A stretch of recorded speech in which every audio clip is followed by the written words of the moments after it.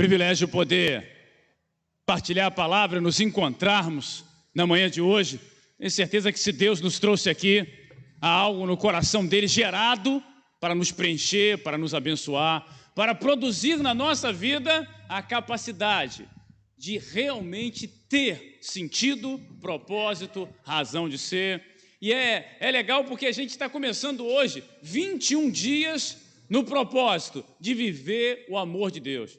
Gente, é o grande desafio da igreja hoje. Não é comprar coisas, não é construir templos, não é se tornar algo. O desafio da igreja é viver o amor de Deus numa sociedade tão conturbada, numa sociedade em que as pessoas estão tão agressivas.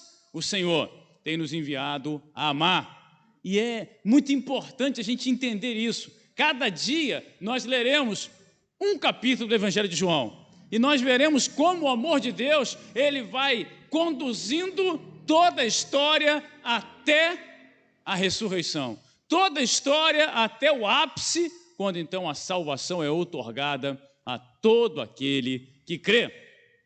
Começamos hoje então, e eu quero falar um pouco contigo sobre o poder da visão correta. Da gente se conhecer, da gente saber quem é.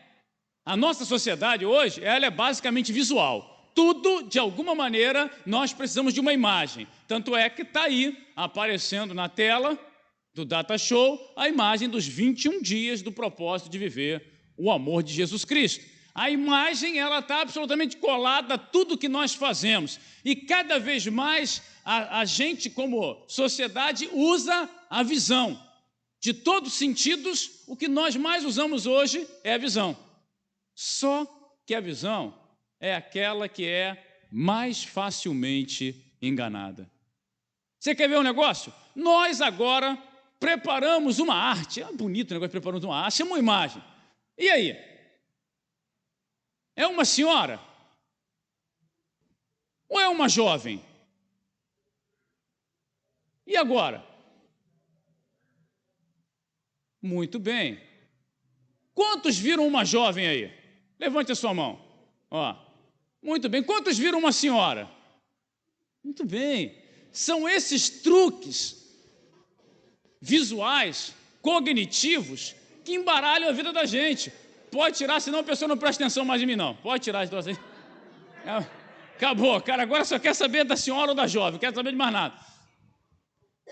E é legal a gente pensar nisso. Por quê? A nossa visão é facilmente desviada através de truques. Alguns que são conduzidos aí pelo hemisfério esquerdo vão ver uma imagem. Os que são conduzidos prioritariamente pelo hemisfério direito verão outras. Cada um vê de um ângulo, de uma maneira. É muito engraçado a gente querendo, a gente não, né? Porque ninguém marca nada para o Botafogo, mas o pessoal querendo discutir com o VAR. Não é? Não, estava impedido, estava na frente, estava na linha, estava não sei aonde. Gente, a visão humana nunca vai conseguir alcançar o que o computador delimitou ali, não dá. Ah, mas eu não estou vendo. O fato de você não ver não significa que não existe. É simples assim. Eu não estou vendo. Não existe então? Existe. A grande questão é ângulo. Quanta luz tem, de que maneira a gente está conseguindo lidar com aquela imagem. A imagem, ela está lá. E muitas vezes eu percebo que nós, como igreja, a gente infelizmente não tem enxergado bem o chamado do Senhor para a vida da gente. Nós acabamos não enxergando adequadamente quem nós somos. E a gente se confunde com a nossa própria imagem, com o próprio chamado do Senhor. Nós fomos chamados para viver em amor e a gente começa a achar que não é bem isso. Não pode ser assim, pastor. Não pode ser desse jeito. Não pode. Nós somos chamados para viver em amor, independentemente do que façam a nós, do que aconteça ao nosso redor. Nós precisamos aprender a nos recusar a odiar. Só que o coração da gente acolhe o ódio com muita facilidade. A gente é chamado pelo Senhor a realmente ser igreja, só que nós nos contentamos com grupos religiosos, nos contentamos muitas vezes com denominações, com placas denominacionais, nos contentamos com algo menor. Hoje, eu quero iniciar esses 21 dias mergulhados no amor de Jesus Cristo, pensando sobre isso, o poder da visão correta sobre a igreja do Senhor. Por favor, abra sua Bíblia em João capítulo 1, verso número 29. Aparecerá no Data Show, você pode acompanhar por ele se desejar. No entanto, como diria aquele pastor mais antigo, seria de bom alvitre você abrir a sua Bíblia aí em João capítulo 1, lá no verso número 29.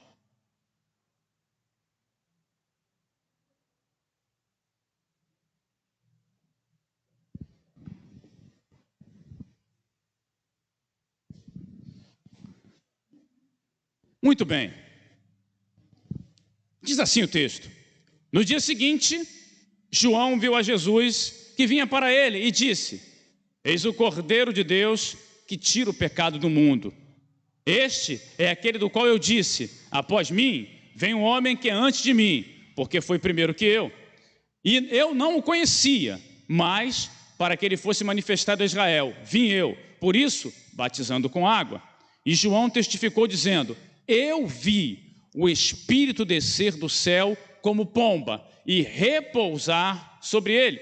E eu não o conhecia, mas o que me mandou a batizar com água, esse me disse: sobre aquele que vires descer o Espírito e sobre ele repousar, esse é o que batiza com o Espírito Santo.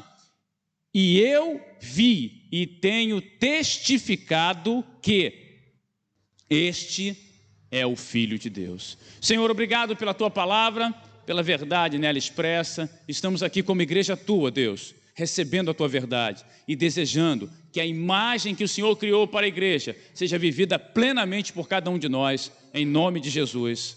Amém. Meu irmão, João Batista, ele é um cara a ser estudado. Por quê? João Batista, ele não prega o que o povo queria ouvir. João Batista não assiste num templo, ele está no deserto.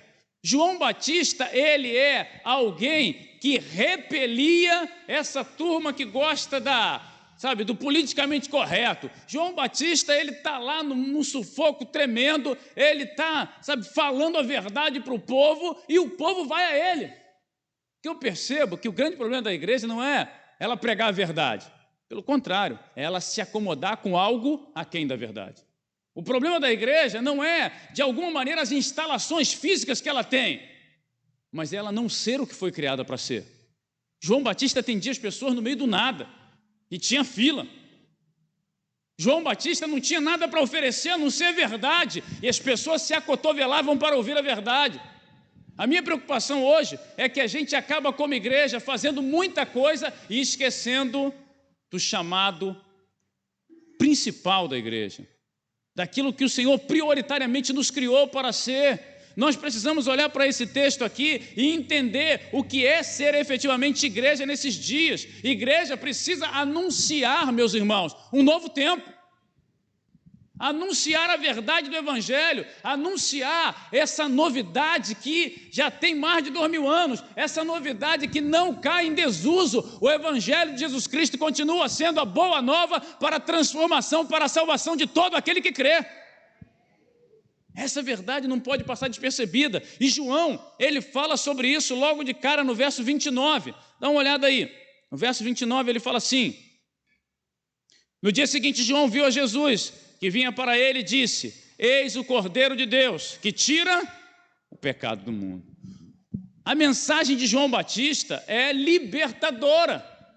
É uma mensagem que prepara um novo tempo, ou seja, esse que vocês estão vindo vir a mim é o Cristo, é o Messias, é a resposta de Deus às inquietações que vocês têm para esses dias. Sabe, tudo que te foi prometido no passado se cumprirá neste homem que vocês veem agora vir a mim. Essa mensagem da igreja, a mensagem de um novo tempo, do cumprimento da promessa, da realidade de Deus se cumprindo no intervalo de tempo sobre a terra. João Batista, ele encontra Jesus e ele não o esconde. João Batista não quer aparecer, não quer ser visto, não está preocupado com a sua autoimagem. Tudo que João quer é fazer com que o Cristo seja conhecido. Qual o propósito da igreja hoje, gente? Qual é o nosso propósito, se não anunciar um novo tempo? Um tempo de salvação, um tempo no qual as pessoas não viverão mais opressas, debaixo de dificuldade, debaixo de choro, de pranto, de luta, de dor. é um tempo que o Senhor quer libertar o povo. Mas esse libertador é Jesus. E ele não vem com capa e espada, ele não vem com o poder terreno, ele não vem para ser presidente da república, prefeito, governador. Jesus não vem para coisa nenhuma disso, ele vem como o cordeiro que tira o pecado do mundo. Ele vem para tomar o meu e o seu lugar naquela cruz. Ele vem para morrer a nossa morte para que nós vivamos a sua vida. É para isso que ele vem. E parece pouco para nós. Parece que não é o suficiente. Ah, pastor, estou passando uma prova, eu estou comendo ovo há 3 semanas, meu irmão, ovo tem proteína, é uma maravilha, ovo. Você não vai dizer, não vai ficar doente não, pelo contrário, se bobear você vai ganhar peso. Essa é a realidade. Ah, eu queria tanto um filezinho, meu irmão. Aí, infelizmente, não posso te ajudar. Não é? Um ovo, carro do ovo passando aí, agora ele aumentou ainda, ficou um negócio maravilhoso. Não é? São 60 ovos por R$15. Eu fico nervoso quando escuto o carro do ovo. Como é que o cara fica? Outro dia eu estou aqui na igreja, meu irmão, estou aqui de manhã, o carro do ovo entrou, saí correndo, pô, o portão estava trancado, bati na trave, ele fugiu. Falei, um dia eu te encontro ainda, varão. Mas infelizmente, a gente começa, meu irmão, a viver do que Jesus fez, do que a igreja foi, do tempo que nós éramos. Meus irmãos, nós estamos aqui nesses dias de coronavírus, nesses dias de eleição, nesses dias conturbados socialmente, para dizer que Jesus tem um novo tempo para o Brasil. Esse novo tempo está se cumprindo em mim e em você. Ele veio, o Cordeiro de Deus que tira o pecado do mundo veio para nos libertar. Sabe quando você está lá naquele esforço todo para comprar casa própria, você mora de aluguel e junta daqui, junta dali, aquela coisa toda, e um dia você compra a sua casa. O prazer de você não precisar pagar aluguel, já viu como é que é o negócio? Você fica... É quando Jesus liberta você. Você não tinha destino eterno, você não tinha lugar para ir na eternidade, mas um dia Jesus te salvou. E em João 14 ele fala, na casa do meu Pai há muitas moradas, há um lugar para mim e para você no céu que foi prometido por Jesus. E esse sentimento é maravilhoso, gente. Ninguém pode subtrair nem tirá-lo de nós. A igreja, ela precisa, antes de mais nada, anunciar um novo tempo. Segundo, lá no verso número 30, olha o verso 30 aí. Este é aquele do qual eu disse, após mim vem um homem que é antes de mim, porque foi primeiro que eu. Gente, esse texto aqui é sensacional, porque João, ele está atraindo todo mundo ao deserto. O povo vai ao deserto para ver João, e quando ele chega lá, ele fala assim, vocês estão olhando para a pessoa errada. Esse aqui, o Cordeiro de Deus que tira o pecado do mundo, é o próprio Deus encarnado que veio para ser o teu Deus pessoal, o teu Salvador pessoal. Ele veio para viver a sua vida, para conhecer de tuas dificuldades, para pisar esse solo que você pisa, para enfrentar esse calor que você enfrenta, a fim de que Ele seja verdadeiramente o teu Deus. Essa é a realidade da igreja. A igreja, ela prega um Salvador pessoal. A igreja prega um Deus que veio para viver como homem. Não é uma teologia, não é uma ideia, não é, sabe, um amontoado de fatos, nada disso. A igreja prega salvação. Ah, pastor, mas eu queria uma palavra que pudesse me ajudar a viver o meu dia a dia. Se você não consegue viver o teu dia a dia, tendo a certeza inequívoca de que você foi salvo, nada mais vai te motivar, meu irmão. Ah, estou cansado. Está cansado é parte da vida. Está vivo significa estar cansado, mas tem que continuar. Oséias capítulo 6, no versículo 3 fala assim, portanto, conheçamos e prossigamos em conhecer o nosso Deus, porque Ele virá como chuva seródia que rega a terra. A gente tem que continuar. Está cansado, continua. Está abatido, continua. Está doente, continua. Está preocupado, continua. Segue em frente, para, meu irmão, de murmurar, de reclamar, de ficar pelo caminho, porque Deus está contigo. Ele veio para viver o que você está vivendo. Ele não te abandonou nesse sufoco, nessa luta, nessa prova. Você não está sozinho. Ele continua sendo Deus. Ele veio antes de João. Ele veio antes de mim e de você. E Ele continua vindo dia após dia na minha vida e na sua vida, através do Espírito Santo, para não nos abandonar. Não esqueceu da gente. A promessa se cumpre. a verdade acontece. Mas a gente precisa, meu irmão, a cada dia entender quem a gente é. Como igreja, como povo dele, um salvador pessoal, alguém que tomou um lugar da gente. Esses dias eu fui, acho que foi no Detran, se eu não me engano, e aquele negócio de senha, aquele monte de senha. Só que tem os caras que são, o cara entra lá e ele pega 3 senhas, né? Não sei, acho que ele fica com medo de não chamarem ele. E aí o cara foi, e quando chegou a senha dele, ele passou por mim e falou aqui, ó, 300 pessoas na minha frente. Aqui, fica com essa aqui para você. Falei, opa, Jesus, vem cá. Aí eu olhei aquele negócio e falei, não pode ser assim. Não pode passar à frente do coleguinha, não é? Aí eu falei, tá bom, obrigado, meu, vai lá e tal, não sei o quê. A gente às vezes confunde salvação com se dar bem. Se dar bem é você tirar proveito de alguém. Salvação é alguém que pagou a conta no teu lugar. Jesus não veio para você se dar bem, ele veio para você ser salvo. Ele não veio para te dar um atalho para que você saia do sufoco, não. Ele veio para te dar uma nova vida, uma vida plena de sentido, abundante de razão de ser, uma vida que te tira daquela angústia e te leva à plenitude, aqui e na eternidade. Agora é difícil entender isso, porque a gente coloca plenitudes em coisas e não em realidade de relacionamento com Deus, e aí a gente sofre. A gente segue com um texto no verso 33, olha o verso 33.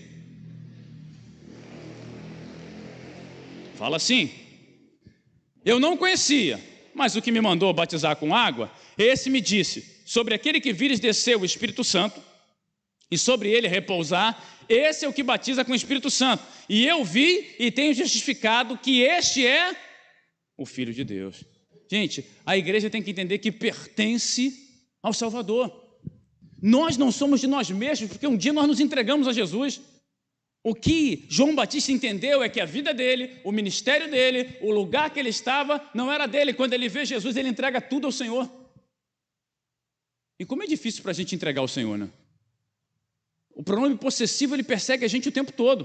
João Batista, ele compreendeu algo que é absolutamente maravilhoso para a igreja. João Batista compreendeu que não tinha nada. Nada. O ministério não era dele, ninguém podia tomar o ministério dele.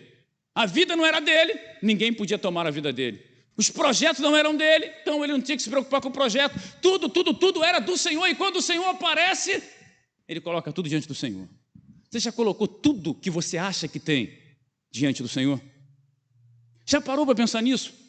Estou preocupado, pastor, com o meu emprego. O teu emprego não é teu, é do Senhor. Estou preocupado com o meu filho. O filho é do Senhor. Deixa tudo na mão dele, meu irmão, descansa. João Batista, ele deixa muito claro para a gente aqui, tudo pertence ao Senhor. Por isso que o ministério dele é libertador, gente. A gente vai juntando coisas, não é? A gente vai amealhando, a gente vai guardando, preocupado com o amanhã. E o nosso Salvador diz, o amanhã trará sobre si os seus próprios cuidados. Basta cada dia seu próprio mal. Eu descanso, não tem que estar preocupado com o amanhã. Eu me alegro no Senhor hoje, eu sirvo ao Senhor hoje, eu entrego a Ele tudo hoje. E o amanhã está seguro nas mãos daquele que era, que é e há de vir. Por que preocupação? Porque está abatido a minha alma, o salmista fala. Porque te perturbas dentro de mim. Espera em Deus, pois ainda o louvarei. Como a gente precisa disso, gente? Pertencer ao Salvador. Sabe quando? Hoje em dia, eu sou do tempo que você pegava as coisas e podia jogar fora em qualquer lugar, né? Todo lugar tinha um lixão. Resultado, a gente foi estragando o planeta está bem estragado. E agora, como é que funciona a coisa? Você quer descartar um celular, você não pode botar no lixo só. Vou jogar fora, joguei fora. Não é assim. Você pode até fazer, o problema é seu. Mas como é que você faz? Você tem que ir na loja, colocar lá, entregar lá, para que ele possa dar o fim determinado, para que eles lá que construíram a tecnologia possam reciclar o que é possível e dar o fim adequado àquilo que não tem mais jeito de reciclar. Quando a gente entrega tudo nas mãos do Senhor, o que Ele faz é exatamente isso. Ele dá o destino adequado àquilo que nós colocamos na mão dele. Pode até não ser o que você queria, mas é o destino adequado. Pode não ser o jeito mais fácil, porque fácil é você pegar e jogar na lata de lixo e deixar embora. É difícil sair na loja, você vai lá, e quando você chega lá, você que já é movido pela compulsão, você já tem vontade de comprar mais 2 celulares, porque um só é pouco a você. Mas não tem atalho no Evangelho, gente. O Evangelho é fazer a coisa certa, com a motivação certa, no tempo adequado. É assim que funciona. Não tem atalho. E é por isso que as pessoas desistem do Evangelho. Eu me converti achando que a minha vida ia melhorar e não melhorou. Você estava indo para o inferno, agora está indo para o céu. Como é que a tua vida não melhorou, meu irmão? Você tinha uma condenação eterna, agora você tem uma vida eterna. Como é que a tua vida não melhorou? Claro que melhorou. É que a gente quer que melhore em termos financeiros. Antigamente, pastor, antes de me converter, eu comia o que eu queria. Claro que comia o que eu queria, vivia enrolado em esquema. Agora não, agora eu se ensino ou não. É a verdade de Deus. E a igreja precisa viver par a par com a verdade. O texto se encerra no verso 31 e 32, com João dizendo o seguinte: eu não o conhecia, mas para que ele fosse manifesto a Israel, vim, e por isso batizando com água. E João testificou dizendo: eu vi o Espírito descer do céu como pomba e repousar sobre ele. Gente, João tinha uma missão. A igreja tinha uma missão. E João deixa clara essa missão aqui, eu não o conhecia, não sabia quem ele era, mas aquele que me mandou, ou seja, Deus o enviou. E hoje, parece que para a gente cumprir o que Deus quer, Deus tem que sentar e fazer uma palestra com a gente de meia hora, explicando detalhe por detalhe tudo que Ele quer que a gente faça. Não funciona assim. Deus falou para João aí, vai lá, manda ver. Pode ir lá e vai batizando a turma aí. E João foi. Eu vou mandar aí o Cristo e você vai identificar quando ele chegar. Mas quando ele vem? Que dia ele chega? Eu quero saber com que roupa eu vou estar. Não perguntou nada disso, ele foi. E quando chega a vez de Jesus, ele vê sobre Jesus o Espírito e ele cumpre a missão dele, ele faz então Cristo conhecido. A nossa missão na terra, meu irmão, não é outra, é a mesma de João, é fazer Cristo conhecido. A missão da igreja é essa, a missão da igreja é pregar o Evangelho, é falar do reino de Deus. Pastor, a igreja tem que fazer ação social, a igreja tem que ter curso, a igreja tem que falar de política, ela tem que... Tudo isso, meu irmão, se der. Se não der, tem que falar de Jesus. Tem que ser a encarnação, a realização, a plenitude do que Jesus ensinou nas Escrituras, no dia a dia da sociedade. Porque o que vai produzir mudança na sociedade, meu irmão, não é eleger prefeito. É só você olhar as possibilidades que a gente tem por aí, vamos falar a verdade. Não vai mudar grandes coisas. O que muda uma sociedade é o Evangelho de Jesus Cristo. O pessoal fala muito da Colômbia, o que aconteceu na Colômbia. Não, vamos pegar o modelo de UPP e trazer para o Rio de Janeiro, porque a Colômbia... Ninguém fala do avivamento que teve na Colômbia. Ninguém leva em conta o fator espiritual que aconteceu lá. Como o Senhor salvou um monte de gente naquele lugar. E foi a pregação e a vivência do Evangelho que mudou a Colômbia. Não é, meu irmão, você não tenha dúvida que não é a ideia do homem, a capacidade do homem, não é. Porque o coração do homem é corrupto. E esse coração, se não estiver no Senhor, não vai produzir o que deve produzir. Na manhã de hoje, a gente olha para a palavra, a gente olha para a realidade da vida e é confrontado. Quem somos nós? Como você se enxerga hoje? Quem é você? Você é a igreja do Deus vivo? Você tem anunciado o novo tempo e vivido esse novo tempo? O Cordeiro de Deus que tira o pecado do mundo veio sobre a sua vida. Ele te salvou, te curou, te deu plenitude de vida. Que igreja nós somos? Será que a gente realmente serve e entrega tudo a esse Salvador pessoal? Tudo é dele, para ele, por meio dele? Será que nós, como igreja, nós temos sido efetivamente aqueles que estão no projeto, na missão que o Senhor enviou? Ou a gente está fazendo igreja para nós mesmos? Ou a nossa igreja tem o propósito de atrair as pessoas para nós mesmos? Ou nós, como os cristãos, queremos ser vistos no lugar de fazer Cristo conhecido? Qual é o nosso chamado nesses dias? João, ele vai lá, prega a verdade. As condições não eram as melhores, o lugar não era o melhor, as roupas dele não eram as melhores, mas ele prega a verdade. E o resultado disso é que Cristo é conhecido. Que a gente esteja comprometido com isso. Não importa o que você não tenha, não importa o que está faltando segundo a tua ótica, faça Cristo conhecido em todos os teus relacionamentos, onde você for. E se você ainda não